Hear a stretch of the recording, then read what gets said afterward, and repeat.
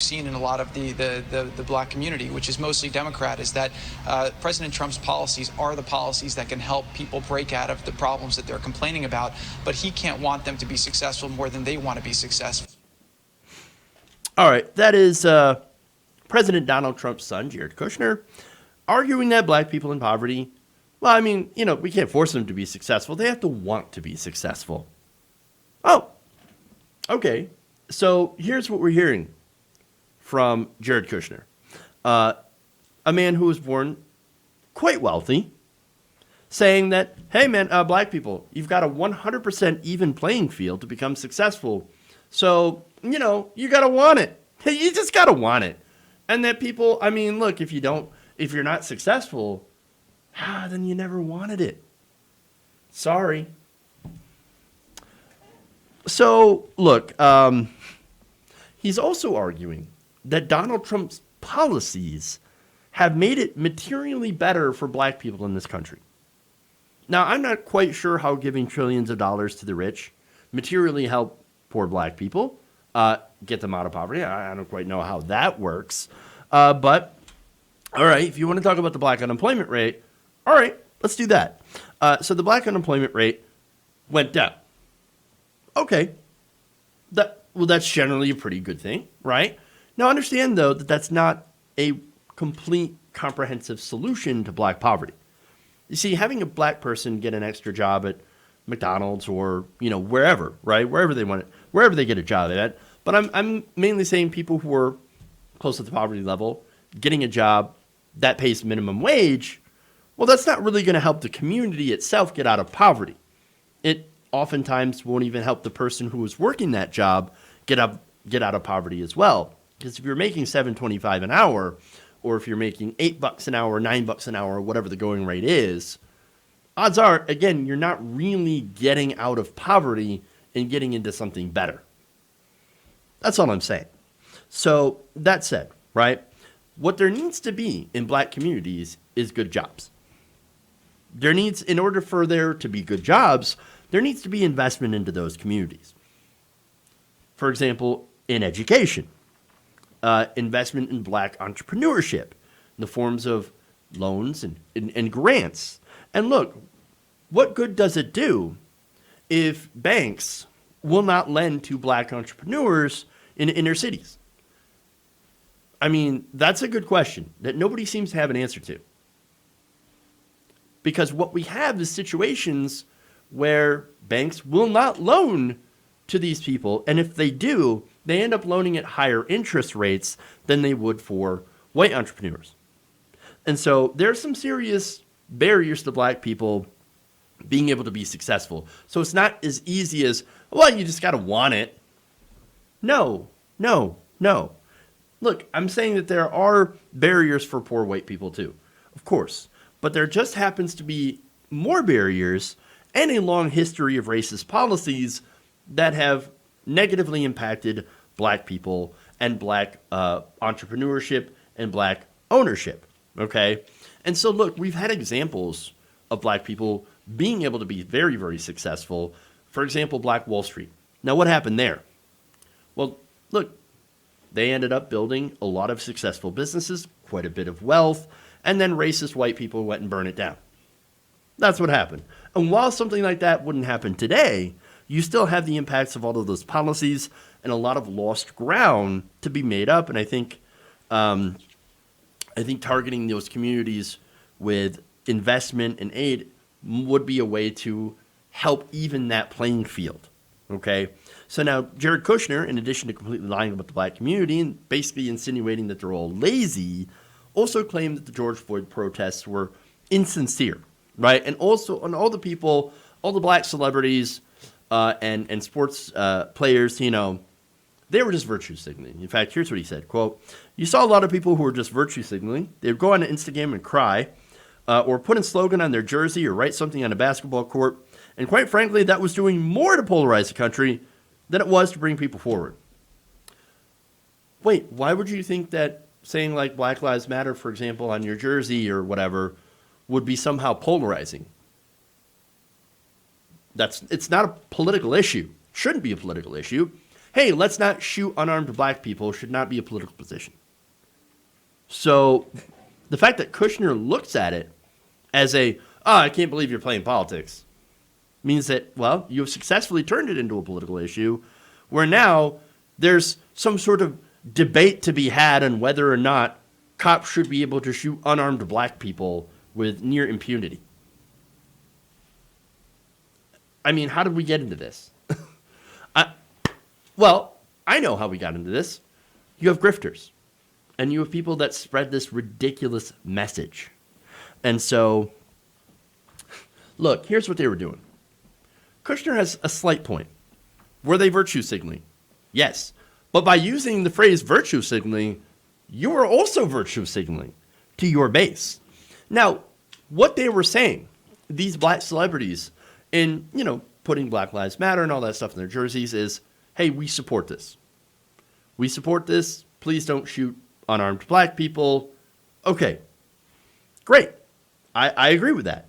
If you're complaining about prominent black people virtue signaling, that maybe other black people shouldn't be killed by police. And by the way, Black Lives Matter has also come out in favor of police not shooting unarmed white people like Daniel Shaver, which they, of course, got themselves involved in that protest as well to protest Daniel Shaver's death.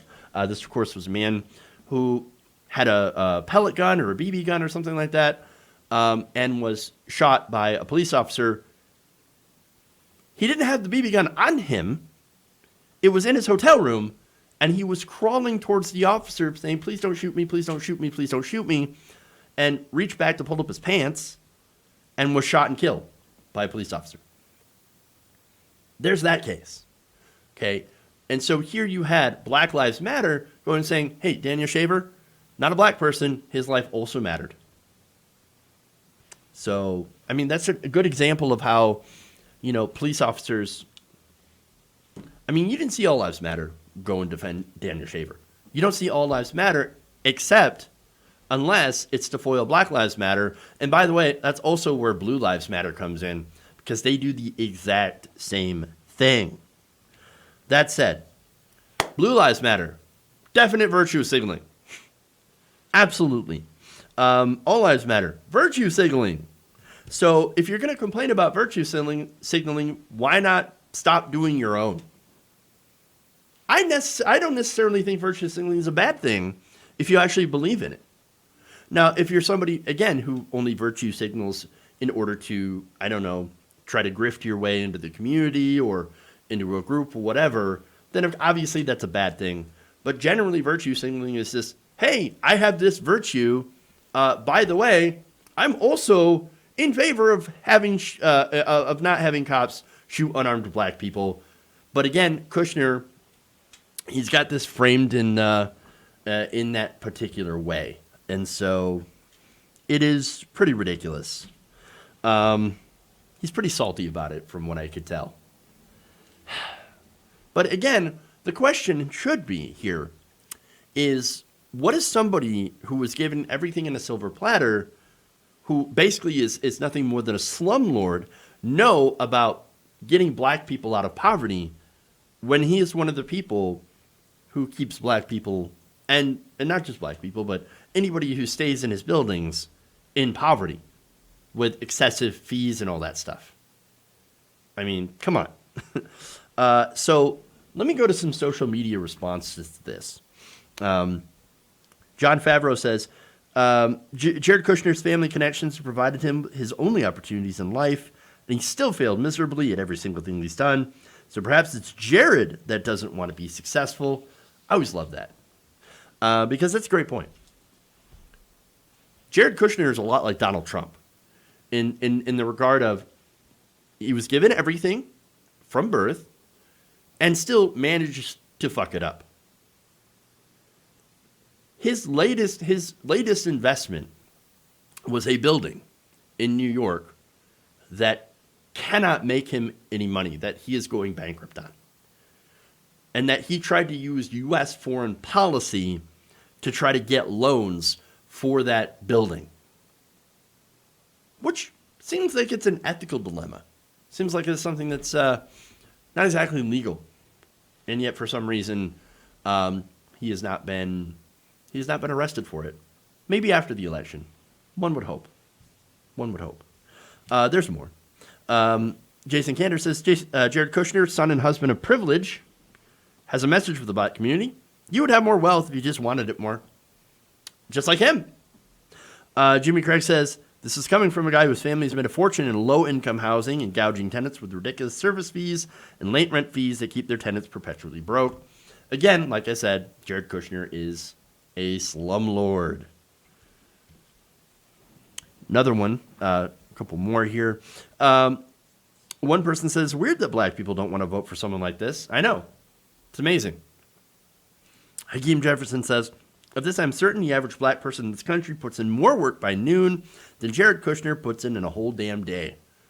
Yes, especially people, by the way, you ever seen a McDonald's worker work? They work hard. They do. In fact, people that, work in the grocery stores, they stock shelves, they, take the items off the truck, they sort things. They work harder than people like Jared Kushner and Donald Trump work in their entire lives. Regular workers work harder.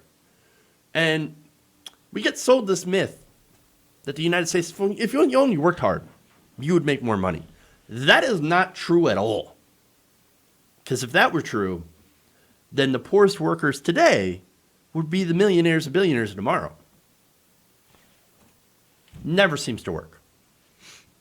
I wonder why they continue to sell us that lie. Maybe it's because it's profitable. All right, a couple more here. Benji Sarlin says, closing message to people crying after watching a human being slowly killed on camera. We're faking it for likes is another interesting move. Yes. Oh, you were really upset about George Floyd, crying for his mother. No. You were just virtue signaling, for clicks.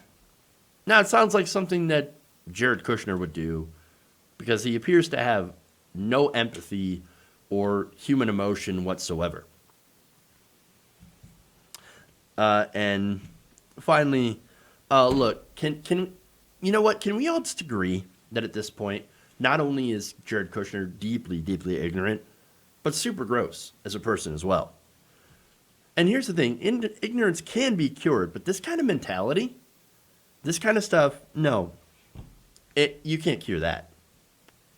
He's a gross person and will always be a gross person. If you enjoyed this video, please give us a like and share with your friends. You can subscribe and help out the channel by becoming a patron. It's patreon.com/Jeff Waldorf, or you can become a channel member as well by hitting the join button below.